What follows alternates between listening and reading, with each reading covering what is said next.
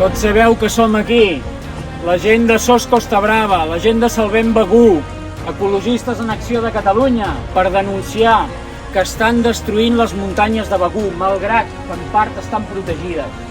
L'Ajuntament de Begur segueix aprovant projectes per urbanitzar els boscos de Begur.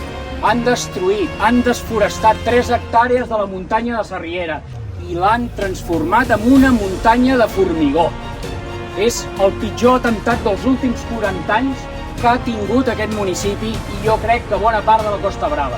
I hem de dir prou, prou formigó.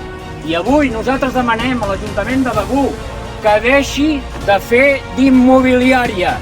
Jardins de Sarriera Living és tan il·legal com que no ha passat ni estudi d'impacte i integració paisatgística. No li van demanar anàlisis d'alternatives d'ubicació del monstre aquest. El vial que han fet passa el pendent del 20% i és un sòl urbà directe, ni urbanitzable, directe urbà. Això ja tenia els serveis, no?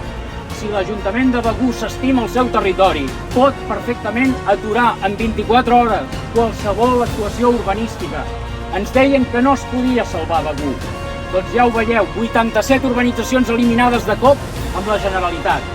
Per tant, si ens aixequem, si protestem, si lluitem, podem vèncer. Nosaltres ho diguem, l'ecologisme gironí és emblemàtic amb això.